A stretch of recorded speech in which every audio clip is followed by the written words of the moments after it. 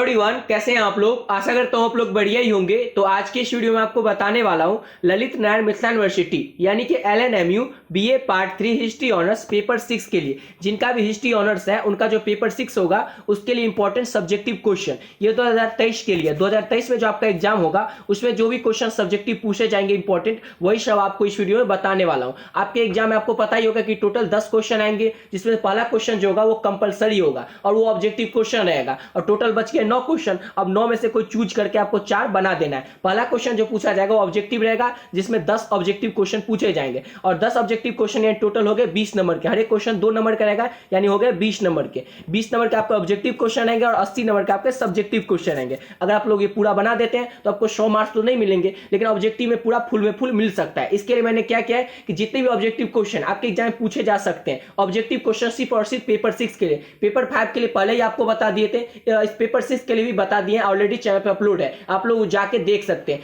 Paper 6 के लिए जो भी ऑब्जेक्टिव क्वेश्चन पूछा जाएगा ना वो सब आपको बता दिए, चैनल पे ऑलरेडी अपलोड है। अगर आप लोग उतना देख लेते हैं ना तो आपके जो भी ऑब्जेक्टिव क्वेश्चन पूछे जाएंगे वो यहीं से पूछे जाएंगे, क्योंकि पूछे जाएंगे आपके कितने क्वेश्चन, तो टोटल आपके पूछे जाएंगे बस 10 ही ऑब्जेक्टिव क्वेश्चन और हम आपको बताएं टोटल 50 से 60 ऑब्जेक्टिव क्वेश्चन। अगर आप लोग उतना कर लेते हैं तो उसी में से रहेगा ऑब्जेक्टिव क्वेश्चन। इसलिए ऑब्जेक्टिव का वीडियो लिंक डिस्क्रिप्शन में उसमें से भी देख सकते हैं या फिर प्लेलिस्ट में भी जाके देख सकते हैं, ठीक है। अब सब्जेक्टिव क्वेश्चन जो 80 नंबर का पूछेगा उसमें टोटल आपको पता है 9 क्वेश्चन रहेगा, जिसमें से कोई भी 4 आपको चूज करके बताना है, ठीक है। तो अभी आपको इस वीडियो में टोटल 10 क्वेश्चन बताएंगे। अगर आप लोग ये 10 क्वेश्चन कर लेते हैं ना तो इसी में से आपके एग्जाम में पूछे जाएंगे, कंफर्म है, ठीक है ना। इसलिए एक और बात, ललित नारायण मिथिला यूनिवर्सिटी में क्या होता है कि पिछले साल जो पूछा जाता है वही सब क्वेश्चन पूछा जाता है। इसलिए आप लोग वो भी चिंता मत कीजिए कि पिछला साल जो क्या पूछा गया था वो कहां से मिलेगा, वो भी ऑलरेडी चैनल पर अपलोड है। पिछले साल जो भी क्वेश्चन पूछा गया था हिस्ट्री ऑनर्स के लिए वो सब चैनल पर ऑलरेडी अपलोड है, आप लोग वो भी जाके देख सकते हैं और जरूर देख ही लीजिएगा। उससे क्या होगा कि उसका सिर्फ आपको ऑब्जेक्टिव क्वेश्चन देखना और सब्जेक्टिव क्वेश्चन पेपर 6 के लिए तो सिर्फ ये वीडियो देख लीजिए, इसी से सारे के सारे क्वेश्चन आपके बन जाएंगे एग्जाम।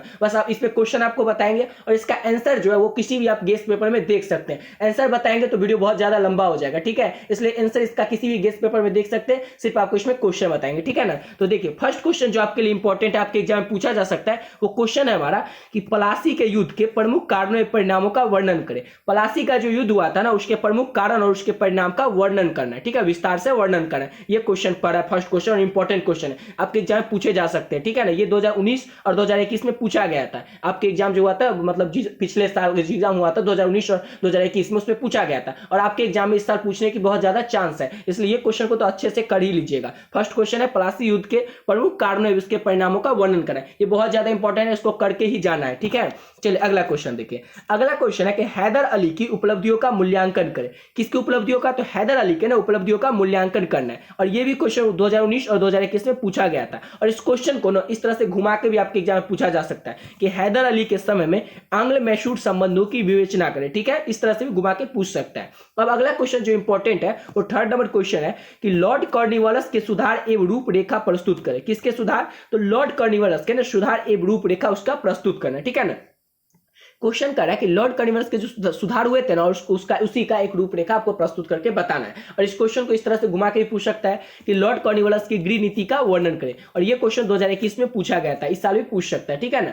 10 क्वेश्चन है ना, इस 10 को आपको करके जाना, इसके अलावा एक भी क्वेश्चन आपको नहीं करना है। इस 10 में से आपके एग्जाम पूछेंगे, वैसे भी आपको जितना भी पूछे बनाना तो 4 ही है ना, 9 रहेगा उसमें से कोई 4 चूज करके बना दीजिए और ये कर लीजिए ना, इसी में से रहेगा, ठीक है ना। इसके अलावा आपको कोई वीडियो देखने की जरूरत नहीं है। हाँ आप कहेंगे तो आपको आंसर भी इसका बता देंगे, लेकिन आंसर में क्या होगा कि एक वीडियो में एक ही आंसर बता पाएंगे क्योंकि उसका आंसर बड़ा होगा और आपको अच्छे से समझाना पड़ेगा, ठीक है ना। इसलिए वीडियो जैसे अगर 10 क्वेश्चन है तो इसके लिए 10 वीडियो हो जाएगा, ठीक है, तो बहुत ज्यादा हो जाएगा। इसलिए अगर आपको लगे आंसर नहीं मिले, आंसर समझ में नहीं आए तो आप लोग कमेंट बॉक्स में बताइएगा, आंसर भी आप लोग इस तरह से समझाएंगे बिल्कुल कहानी की तरह कि वो याद हो जाएगा। लेकिन अगर आंसर हो जाए अच्छे से गेस्ट पेपर में से देख लीजिएगा, समझ में आ जाएगा तो उसी में से पढ़ लीजिएगा। वैसे भी हिस्ट्री है, हिस्ट्री में क्या होता है कि याद करने की तो बात नहीं है, बस आपको समझने की तरह बात है, कहानी की तरह याद करना है। कहानी की तरह याद हो जाएगा उसके बाद अपने आप वहां पे बना के लिख दीजिएगा। याद भी करिएगा तो कितना याद कीजिएगा, क्योंकि एक क्वेश्चन का कम से कम आपको 3 से 4 पेज में आंसर वहां पे लिखना पड़ेगा। एक क्वेश्चन का टोटल क्वेश्चन कितना है, तो 4 आपको बनाना है। यानी अगर आप एक क्वेश्चन का आंसर 4 पेज में भी लिखते हैं फिर भी आपको 16 पेज में लिखना पड़ेगा।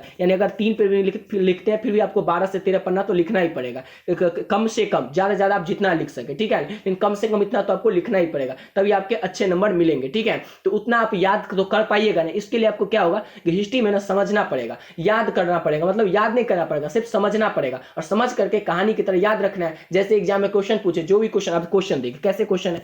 क्वेश्चन, फर्स्ट क्वेश्चन जैसे आपको बताया तो बहुत ज्यादा इंपॉर्टेंट है कि प्लासी का जो युद्ध हुआ था ना, उसके प्रमुख कारण और परिणाम का वर्णन करना। एक प्लासी का युद्ध जो था वो क्या था क्या नहीं था वो पढ़ लेना, उसके बाद खुद से बनाकर एग्जाम में लिख देना। इसी तरह से आप लोग लिखिएगा तो आपके सभी के सभी क्वेश्चन जरूर बन जाएंगे, ठीक है ना। और बस 10 ही क्वेश्चन आप ये बता रहे हैं, ये करके जाइए, इसी में से जो आएंगे वो क्वेश्चन आएंगे।